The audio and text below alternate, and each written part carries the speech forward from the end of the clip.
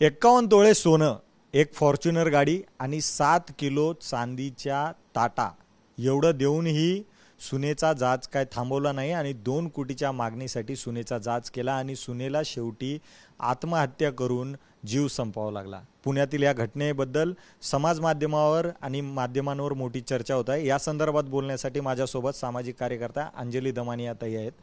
ताई, जेव्हा तुम्ही ह्या प्रकरणासंदर्भात ऐकलं, पहिली तुमची काय रिॲक्शन होती आणि काय? मी पहिलं तर तो FIR मागवून घेतला आणि FIR वाचल्यावर अक्षरशः हदरले।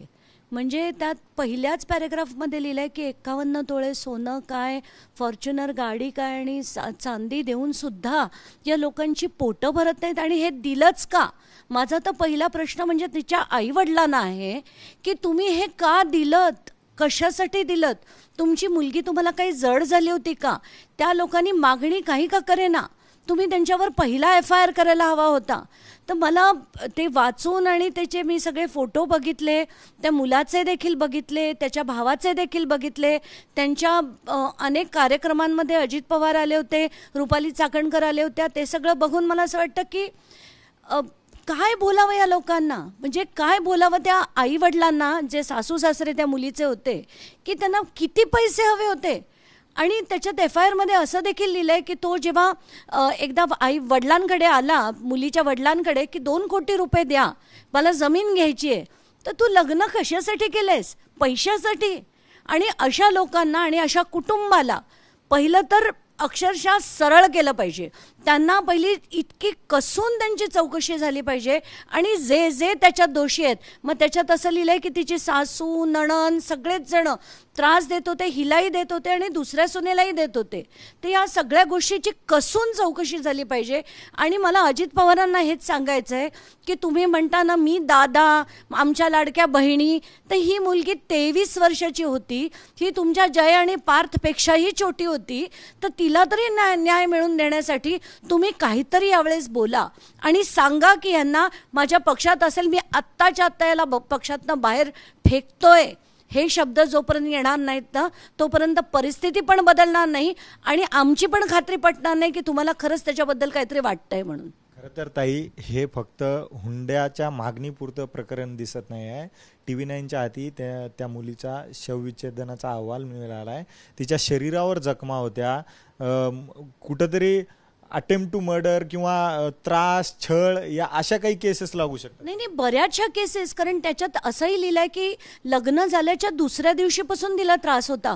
म्हणूनच खरं तर मी चिडले, कारण मला असं वाटलं आई वडील, आणि त्याच्या 2-3 वेळा लिहिलेलं आहे की असं झालं तरी मग आम्ही तिला तिथे जाऊन सोडलं, तसं झालं तरी आम्ही तिथे जाऊन सोडलं।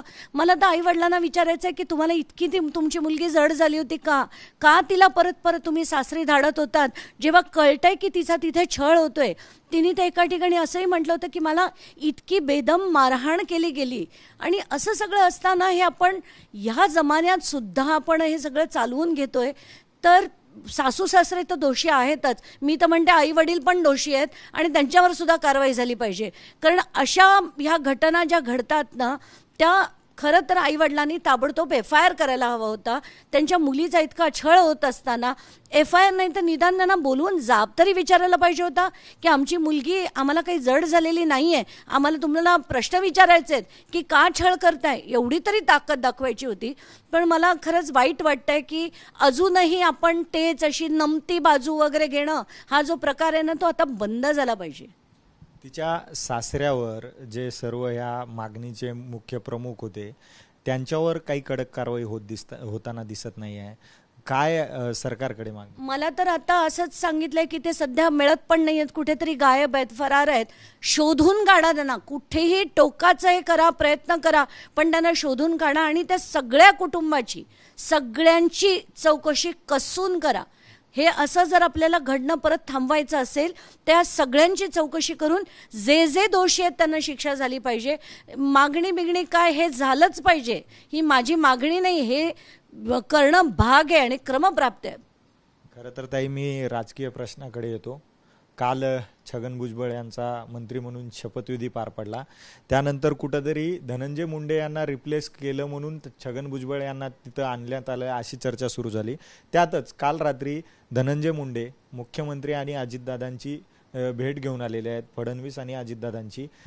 कसं बघताय या सगळं? नाही, खरं तर या इतक्या गंभीर प्रकरणानंतर या क्षुल्लक गोष्टींकडे येणं पण मला बरं वाटत नाही आहे.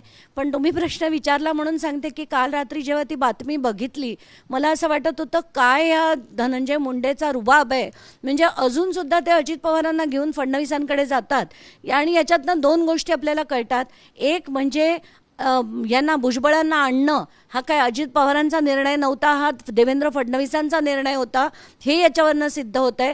दुसरं म्हणजे अजित पवारांनी धनंजय मुंडेला घेऊन गेले याचा अर्थ धनंजय मुंडेला कधी ना कधी परत यायचं होतं त्याच जागेवर. आणि म्हणूनच हा सगळा खटाटोप त्यांनी काल केला. मला असं वाटतंय की मुख्यमंत्र्यांना वॉर्निंग आहे की कुठच्याही परिस्थितीत अशा माणसाला परत त्या जागेवर आणलं गेलं नाही पाहिजे, कम वॉट मे. आणि हे जे सगळे राजकीय खेळ आहेत तुमचे आणि त्या निवडणुका आहेत तुमच्या, हे सगळे आता खेळ बास केले पाहिजेत. काल मी जेव्हा फडणवीसांना विचारलं की हे तुम्ही असं काय गरज आहे की एक भ्रष्ट गेला की तुम्ही दुसऱ्या भ्रष्टाला आणता, असा मी त्यांना मेसेज केल्यावर ते म्हणाले ते NCPने ठरवलंय. तर आता याच्यावरनं आपल्याला स्पष्ट दिसतंय की NCPने ठरवलेलं नाही आहे, हे देवेंद्र फडणवीसांनी ठरवलेलं आहे. तर ताई, संतोष देशमुख प्रकरणानंतर वाल्मिक कराडचे संबंध हत्येसंदर्भात आले आणि त्याच्यानंतरच यांचा धनंजय मुंडेंचा राजीनामा झाला. अशा परिस्थितीमध्ये काय वाटते, आता सरकारला पण 4-4.5 वर्ष कार्यकाळ आहे, अशा परिस्थितीमध्ये धनंजय मुंडेचा कमबॅक होऊ शकतो का? आणि झाला तरी त्याच्यासाठी काय करावं लागेल? नाही, हे कमबॅक बिमबॅक न होऊच द्यायचे नाहीत. अशा लोकांना आता बंद केलं पाहिजे, या राजकारणापासून दूर ठेवलं पाहिजे. कारण सत्ता मिळाली की त्यांची दादागिरी वाढते, तिथली दहशत वाढते आणि हे सगळं चक्र पुन्हा सुरू होईल. तर याच्यासाठी अशा लोकांना कम वॉट मे यांना परत तिथे मंत्रिपद दिलं गेलं नाही पाहिजे. याच्यासाठी मात्र लढायला लागलं तर ते मी पुन्हा करेन.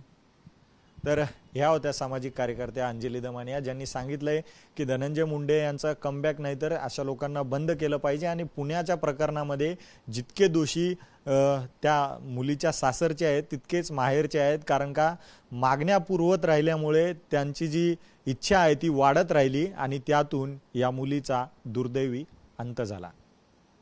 कॅमेरा पर्सन खंडू कसबेसोबत मी अजय धंजे, TV9 मराठी, मुंबई.